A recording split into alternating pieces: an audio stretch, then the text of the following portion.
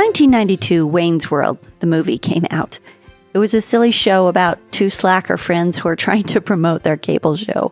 And one of their famous cult lines was, "We're not worthy, we're not worthy." They would sing out this phrase whenever something particularly good happened.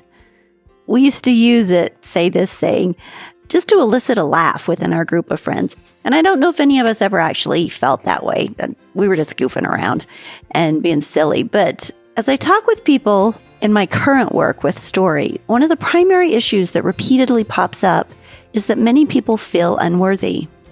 Unworthy of good love, unworthy of a good life, unworthy of being treated well. They play small because they feel they deserve to be disregarded. Heck, they don't deserve anything better. Whether it's a voice in their heads that capitalizes on mistakes they've made in the past, or something they have marinated in over the years as others made thoughtless comments. These feelings of unworthiness are no joke. They create small lives and relationships where people feel like they deserve to be treated badly. Let's talk about why the idea of unworthiness is a lie in every case. Stories are our lives in language. Welcome to the Love Your Story podcast. I'm Lori Lee, and I'm excited for our future together of telling stories, evaluating our own stories, and lifting ourselves and others to greater places because of our control over our stories. This podcast is about empowerment and giving you, the listener, ideas to work with in making your stories work for you. Story power serves you best when you know how to use it. Am I worthy? Sometimes this isn't even a question we ask ourselves. It's just a sense, a feeling we harbor that influences whether we dare to think big, act big, and demand respectful treatment. I think the first question is, worthy of what? Am I worthy to be loved? Am I worthy to be treated well? Am I worthy of happiness? Am I worthy of good fortune? One of the ways that I test an idea is comparing the light that it brings. Let me explain. So, oftentimes the idea of worthiness has something to do with God. Worthiness and God have been linked for as long as we have records and written scripture. So, here's the question I ask myself. Does God want us to live small, beneath our capability? Does God want us settling for unhappy, abusive, or dark situations because we've deemed ourselves unworthy in some sense of attempted humility or attempted abeyance? One distinct scripture comes to mind as I consider these questions, and it is, quote, "The worth of souls is great in the sight of God," unquote. Notice it did not say the worth of a clean soul or a perfect soul is great in the sight of God. No, it said the worth of a soul is great. If God deems the worth of every soul as great, do you think that changes because someone else on this planet told you weren't worth so much? No. Who do you believe, God or the other? And then I ask myself, who creates feelings of self-doubt and unworthiness? Would that ever be God? Does that create light or love? No. One of my favorite scriptures is 2 Timothy 1. Quote, "For God does not give us the spirit of fear, but of power and of love and of a sound mind." We are worthy simply because we are children of God. Any other feeling is not from Him. Our worthiness is not even dependent upon our actions or the side of the tracks we come from or what other people think or say about us. We are worthy of love, happiness, and all good things because we are here, because we exist. I asked Laura Ann Turner, the author of Every Single Day and proponent of self-love and acceptance.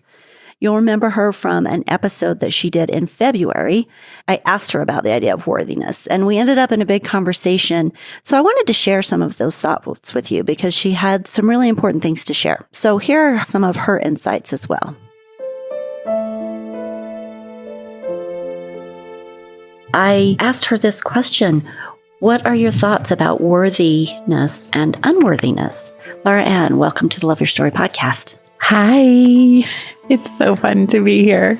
I love talking to you about a lot of different topics, and we get down a lot of rabbit holes, I think, sometimes, but we're both learning and growing, and it's so good to share experiences with each other. So answer that question for me. What are your Okay. thoughts on unworthiness? And then we'll get more specific. Okay, you wanted me to answer that question. So I believe, and something that I have learned is worthiness. When we're feeling unworthy of something, what we're feeling is actually a judgment. And judgment is the separation from love. And whether that is self-judgment, thinking, projecting outward to the world like, oh, I chose a bad thing.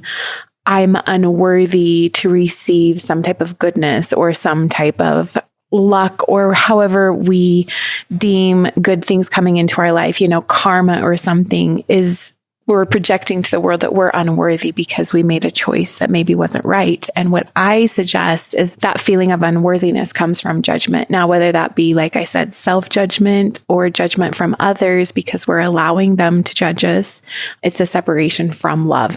So that becomes a separation from self-love or a separation from allowing others to love us because we're feeling either worthy or unworthy. Okay, so one of the things that happens in life is that we are learning and growing, and sometimes we're making mistakes. We make choices that lead us down experiences and paths, and sometimes those are painful. And we look at them and we're like, yeah, okay, I learned from that. That was not a good thing. So I'm going to consider that a wrong turn for me. And then that self-judgment comes up, and then potentially it puts us into a place of, I am not worthy for good things in my life because this happened to me or because I chose this. So I think the worthiness question comes up a lot in, I'm not worthy of finding happiness. I'm not worthy of a good relationship. I'm not worthy of living my dreams. There's all kinds of things that we think we're not worthy for. But the idea of the paths that we take to learn, being sacred places, I think is really important. I don't think they're a judgment of whether we are worthy or not. I think they are a space of accepting our experiences as beautiful learning spaces. Tell me your thoughts about that. I agree with that totally, but it takes a very, very firm mind and a very focused diligence to get to that place you just talked about of accepting our experiences as learning.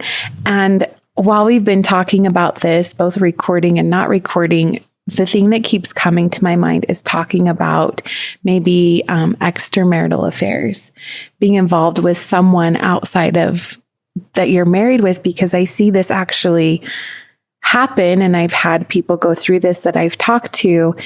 Either the person that commits that type of act, they say, oh, I'm not worthy of love, or I'm not worthy of letting my partner forgive me if that's the choice that comes up. But what ends up happening is that when that choice is made, what I suggest is there's something driving that force that made them choose that. Sure, absolutely. There's always something behind our choices. But then that person all of a sudden was like, whoa, I went way extreme and I didn't mean to. And so then they're feeling like, I'm not worthy of love. I'm this terrible person. And of course, we want to make the right choices. But what I'm suggesting is that if they get to the root cause of why that happened, that feeling of being worthy and not judged will go away. I don't know if that makes any type of sense. Okay, how does that make it go away? Like, I think it's great advice from a space of how do I learn the most from this situation? Let me dig down to what impetus there was behind it. What wasn't I receiving that I felt like I was receiving in this other place with this other person? And then how do I create what I need with my spouse? And, how do I work through that? I get that for a place of learning and growth, but how do we get to the worthiness space? So the worthiness space, and what I take all the way down to the root of yourself, and yourself comes first. So yes, you have, done something maybe that your spouse, right? Like, how do you get worthiness from your spouse? But you have to take it down to you, yourself, and what you're experiencing and what you're going through. Because when you're making those choices, you're choosing to not understand what's really happening in your heart. And so how does that equate with worthiness?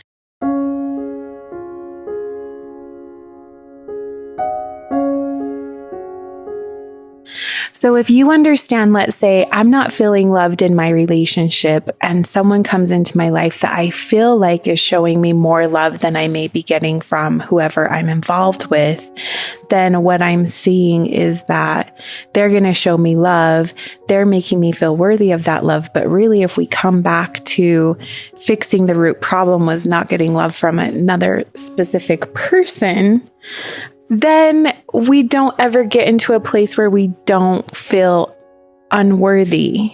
I don't know how to explain this, if that makes sense. So if we are centered on who we are and we know what we need and we know what we understand, we know why we're making our choices, but we never get to a place where we're feeling unworthy because we're understanding our personal driving forces of the choices that we're making. Which helps you understand your learning process, which helps you show mercy through your learning and growth process. Yes, because I've talked to so many people recently too, and it actually is kind of bugging me. And I want to put it on a billboard somewhere. This is your billboard. Yeah, my billboard is, I have seen, and maybe it's just because I'm cluing into this because it's been a process of thought that I've been processing to understand. People will say, my life didn't turn out exactly how I thought it would. Or, some things don't look the way they should in my life, meaning like they wanted something different to happen. They wanted something else. And I just want to say to you, your life is exactly what it's supposed to be. And let me just say, we talk about that all the time on the podcast. And if it's not what you want it to be, then take action and make it what you want it to be. There's no plan B. There's no, my life should be something else. There's what your life is. What your life is what it's supposed to be. And now we're not even talking about worthiness anymore. I just thought that. So there's my billboard. There's my tangent. But I think it kind of all comes into this because I think you hear people say, I'm not worthy of love, or someone will say, oh, I'm not worthy of you. Like, what does that even mean? When people say, I'm not worthy of you, I don't even know what that means. Like, what do you mean when you say that? We're doing this comparison. We're doing this judgment of when I hear someone say, oh, I'm not worthy of you. People have said that to me before. I'm not worthy of you. And I'm like, I don't even know what that means. That means you're exceptional and they feel like they are not an acceptable match to vibrate at your level. Right. But it's totally a judgment and it's a self-judgment about themselves. It's a judgment. And that's what I'm saying. Like, well, why are you not just accepting who you are? Why aren't you just either being inspired? Okay, this example came up for me with you because you are releasing a book. Have you talked about your book on here? Can I bring that up? Sure, bring it up. You're releasing a book and I love the cover of it. And I almost said to you, I'm jealous of the cover of your book because I like it better than the cover of mine. There, I let it out of the bag. But what I said to you instead was, you inspire me to make mine better. That's what I said. That is what you said. So it's like, I could have compared and been like, oh, hers is better than mine. And again, this is like, we can tie this back into worthiness. Oh, I'm not worthy to be around Lori because she has this amazing book cover, but I absolutely am. Which her book cover is every bit as fabulous. This is funny. But I don't know if I'm getting the point across. It's like we have all this comparison and I'm not worthy of this, or I'm not worthy to have an amazing job with a big job title. Sure you are. Choose it and make it happen. I love that. Choose it and make it happen. That's the action. That's the writing your story, writing the story that you want on purpose. But so much of the story we write has to do with whether or not we feel worthy of it. Like that mindset, we have to be open to accepting all of the abundance and all of the dreams and all of the good things that we want. And if we don't feel worthy, then we stop that from happening. For example, I was speaking with a good friend last year and I was talking to her specifically about the podcast and topics. And she said, the biggest thing that I run into is the feeling of unworthiness. She's in a relationship and she's been married for a long time, many, many years, probably 25 years. And I'm just guessing, but her husband suffers from some difficulties with depression and it's a trying relationship, but there's other aspects of it. But she said, I don't feel like I'm worthy of anything better. And this is not to say that, that she should leave that relationship by any means. That's not what I'm saying. But the thought, it's also come up often. Like I was at a mother's retreat, and the idea of how unworthy mothers feel. Like, I'm not a good mother. Yeah. I am not, I'm just not functioning at the high levels I ought to be. Everybody else is a better mother than me, and this makes me unworthy. So those feelings of unworthiness pop up a lot in a lot of different ways, but all they serve to do is to stop us from creating what we want, because we put up this massive roadblock of either I can't have it because I'm not worthy of it, or I'm not going to dare seek it because I don't deserve it. Right. And then here enters in the comparison again, right? Oh, yeah. Because the only reason we feel like, oh, I'm not a good mom, is it because you really aren't a good mom? Maybe you're not a good mom, actually. You know what I mean? But I'm saying, like, is it or because... maybe you're on Etsy just watching everybody else well, that's do what everything. I'm saying. Like, are you comparing yourself to another mom? Are you comparing yourself to, or are you judging yourself because whatever it was you did? I see holidays now are crazy, right? The things mom do for their kids and families, which I think is great. Like, show your family love for sure. But I often wonder, like, how much of this is coming from a place of love and how much is it coming from a place of competition?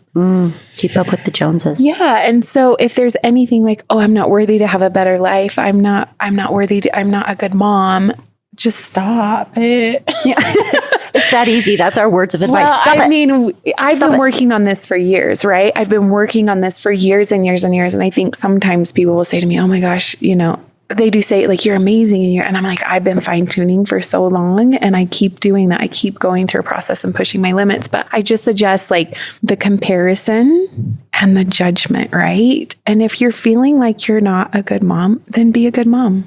Like, choose it again, right? Why can't you be a good mom? Well, and let's define good mom. Good mom doesn't mean that you don't occasionally have the breakdown. You don't occasionally yell at your kids. You don't occasionally have a dirty house. Right. Maybe not even occasionally. Maybe that's your go-to, right?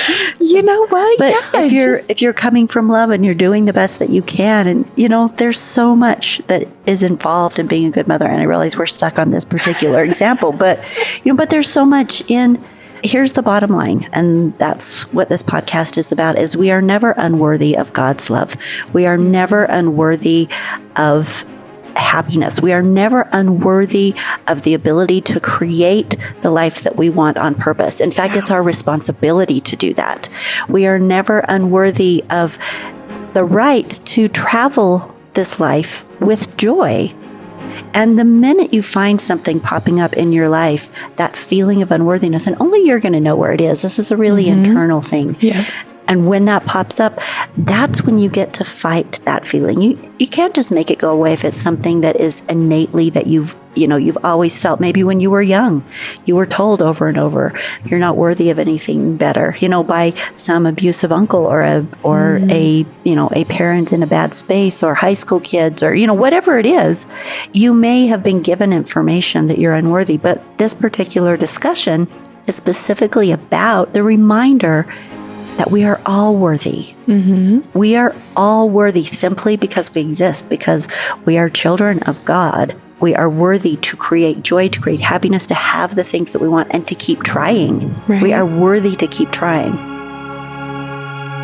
When I speak to groups of people, when I've been asked, there's one principle I always teach, and I adapted it from Dr. Dwayne Dwyer. I love him. He has a book that's about intentional living, right? And he goes through all of these like match phrases and no match phrases in our lives. And the match phrases are the positive phrases. The no match phrases are things when we say things like, I don't have any money, right? And the match phrase would be, I intend to attract abundance of every kind into my life. Or I'm not as beautiful as I want to be, is a no match phrase. But a match phrase is, I am a divine creation of God and my existence is beautiful. Or I think we should all say that to ourselves every morning. I know, right? I am a divine creation of God, and I am worthy of all of the greatness I want. And so when I teach them, we have the speed of light and the speed of sound, which are very powerful, right? In science, when you're talking about those. But the speed of thought is more powerful than those two scientific things. And so worthiness comes back to like this thought process that we have of just tell yourself you are worthy and you're worth it and you can have what you want to have. I know that we can and we do. And like we spoke about in the beginning, the judgment or the separation from love that happens, all of this is created by our thoughts, like Dr. Dwyer talked about. Okay, so do you have an experience in your life where there was a space of feeling unworthy? And how did you work through it? Yeah, I definitely had a time in my life, and it just was in a relationship and feeling like I was not standing up for myself in that relationship. Like I wasn't being treated the way I wanted to be treated, but I was allowing the individual I was with to treat me poorly. Just, he wasn't truthful to me. He was lying. And even though I could tell he was lying, I would allow him to lie, or he would promise things and then not follow through with what he was promising, or just manipulate and all of these things. And I just stayed in that place because I felt unworthy to get out of it. And I felt like I didn't deserve more. So I stayed for a very long time, and then ultimately did find out he had been cheating on me for a number of years, almost during our whole relationship. And then it just catapulted me into not wanting that to ever happen in my life again. And from there is when I started the learning and the process of knowing it was my choice. I was responsible for my actions, and I couldn't blame him either. So one of the most important things I had to learn was, even though in the relationship when I was in that, I was blaming him. Like it was his fault. He was lying to me. It was his fault. He was manipulating. But I had to let go of that blame and realize I was allowing it. And I wasn't taking responsibility for what I needed to do in that relationship, if that makes sense. So I had to get to a place where I knew I was choosing to allow someone to treat me badly. And I needed to take responsibility and make the choice to not allow that to happen anymore with him or even in the future. And I gained this great sense of, you know what, I deserve the best, and I deserve love, and I deserve to give and receive profound love from someone, the man of my dreams. And I'm still working on that, and I know it will happen, but it was for me. I didn't leave that relationship or get out of it because I was feeling unworthy to have better. You and many, many people. Thank you for sharing that. So many. I come across it all the time, and I just want to say, stop. You deserve more, and you're worthy of more. And I just go back to a place for me. And like I brought up before, I didn't love myself enough to get myself to a place where I could be worthy. And I am worthy. I always was worthy. I just didn't believe it for myself. Okay. So if people are sitting here thinking, yeah, I totally get what you're talking about, do you have any actual actions or steps or affirmations or hints, things that you can do to transition out of a space of unworthiness into a gut belief of your own self-worth?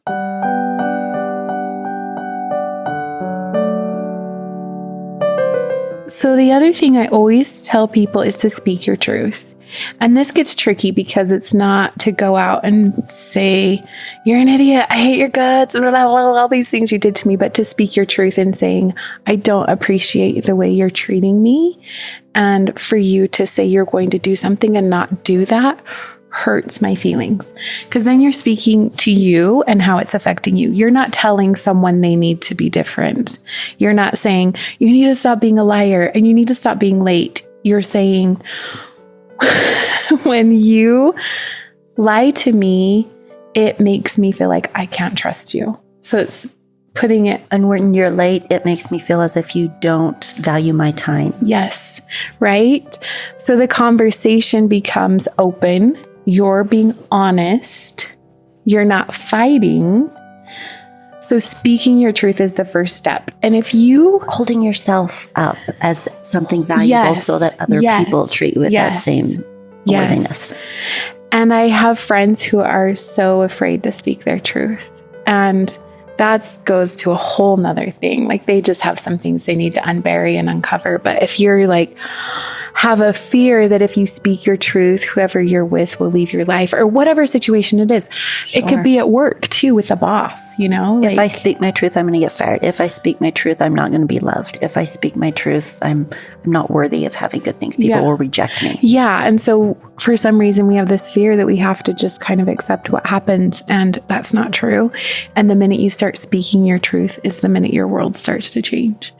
Because so what if you get fired? You'll find another job, but you get this self-confidence and this self-surety that is worth 1,000 different jobs which comes back to really self-love, right? When you have come from a space of self-love, of truly understanding your worth, of realizing and coming from a place of worthiness, then you require that others treat you in the same space, and you live in spaces where you're given that. Right.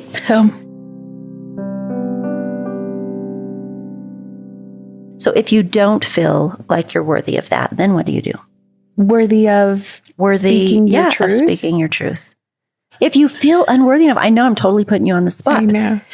I don't know that there's necessarily like we're going to have some great go-to solution, but that's kind of why I'm talking about it, which is if you come from a sense of unworthiness. And let me share this personal example, which is super duper interesting to me.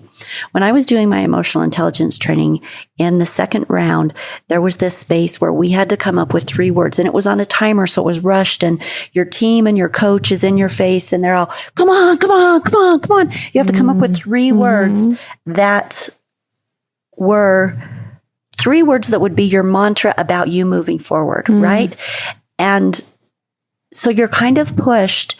And I came up with, I am an open, caring, worthy woman. Okay. And it was a really big deal to come up with these. And then you wrote them on posters, and, you know, it was an important and transitional time. But the thing that was super interesting to me was that when that word worthy came up, I didn't want to write it because I've always had a really strong sense of self. I've always felt like I was worthy and worthwhile, and like I was never self-deprecating. There was always a sense of confidence. So when that word worthy came up, I thought, that's not right. That's not right. But it just came, and I went with it because of the pressure. And then afterward, I was so surprised because I used the mantra every day, right? Because I was working on being open. Part of why I was there was because I had closed my heart off. I had closed myself down. So I was working on being open, and I was working on being caring, because with closing down, you stop caring about other people, you know? So I was working on that. And so then here's this worthy word, and it was interesting because, you know, does this word even belong here? Why is it here? And yet once I started saying it every day and working with it, I was shocked at how many times I was faced with a sense of wrangling with my own unworthiness in a given situation. Like, am I worthy to talk with this person who makes more money than me? Am I worthy to talk to this guy who seems so much better looking than me? Am I worthy of blah, blah, blah, blah, blah, right? Like it kept popping up. And then I'm thinking, holy cow, like how often does this worthiness concept come up when I really had no idea it was even a part of my life? So the concept of worthy and unworthy is interesting, but I think it's really important that it be addressed. And the reason that I think it's important that it be addressed is because it becomes a major roadblock to us being able to live and create possibility and create the dreams we want. It's the difference between living small and living big and beautiful, and daring to write and feel, even daring to feel and daring to shine. There's been a few things that have come to my mind as you're talking about this. But first of all, what I want to say to you and I, and to all those listening, why not you? Like, why not? What could go right instead of what could go wrong? Yeah, why not you? And then there's mantra that I learned months ago, and it goes through my mind every day. You playing small doesn't serve the world. So true. Like, you just stop holding back. And it all begins with self. And you had asked me the question. So if we have a fear to speak our truth and we don't want to do that, the thing that came to my mind is you have to stop complaining then. Stop being a victim and accept your circumstances. Because if you're not willing to stand up and speak your truth and make it different, then you have to stop being a victim in the situation you're in. And I guess too, if you're not willing to accept your own worthiness, which is simply an inherent gift to you by the fact that you are alive and a being and a child of God, you are worthy of happiness. You are worthy of love. You are worthy of good things. And if you're unwilling to accept that, then that's your choice. That's the story you're writing. And you get to move forward in that smaller space with an acceptance that that's the space you want to live in. Yeah, unfortunately. I mean, that's really harsh, and it's hard, at times to be like, oh, you're choosing that. But you don't have to. That's the thing. You don't have and you shouldn't. to. You shouldn't, because that's not yours. Right. That's not your heritage. It's not your heritage. But if you don't want to stand up for yourself and you don't want to be responsible to make the change, then you have to stop complaining about not making the change. Keeping it real on the Love Your Story podcast. Here you go. Here's who I really am. It's just because we want to put so much responsibility on other people again, right? And we want to blame other people. And I have excuses. So whether it's, neglecting the responsibility we have in making our lives or blaming someone else, someone will be like, I hate my job, but I can't quit because I have a mortgage. Well, get rid of your mortgage. There's lots of ways to do that. Laura Ann has done the whole quit your job and reinvent your life. So she's got no tolerance for people who won't quit their jobs. I'm just saying, I've heard, and I just say they really are excuses. I can't quit my job because I have health insurance. Well, I don't know what to tell you, but guess what? If you had to find a way to live without health insurance, you would. Or you could quit your job, be really poor, and get Obamacare. You know what? Solution number 2. Okay. So we're going to wrap this up here.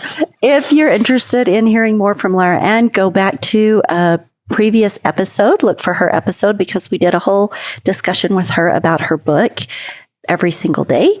And you can hear more from her. Any parting words about this idea of worthiness? I really want to, every time I, talk, I just want to tell people they are loved, and I love them and God loves them. And because of that, they are loved. And I always want them to say, your own light is your power. And in that, all of us have choice. No one ever, ever, ever takes that away from us. Even though we at times may think they do, they don't. So you have the power to choose, and you are worthy of all the things you want. Thanks, Laura Ann. We are worthy. You are worthy, just as you are, to lift your eyes to the light, to seek after good things, to embrace all you are and can be, and go make great things happen. You are worthy of happiness. No one, no action, no way of being can take that away from you. You are worthy of being treated well and expecting that treatment. You are worthy of your greatest happiness. In the Doctrine and Covenants 71:6, this is also a set of scriptures, it says, quote, "For unto him that receiveth it shall be given more abundantly, even power," unquote. This tells me that we need to accept our own worthiness as a child of God. For unto him that receiveth.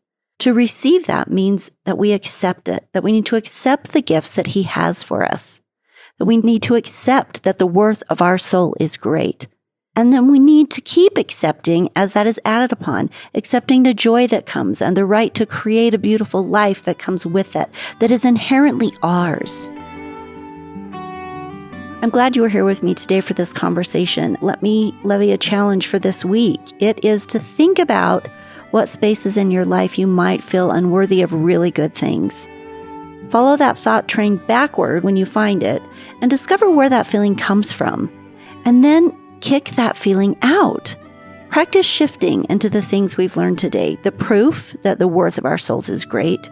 That God does not give us the spirit of fear, but of power and love and of a sound mind.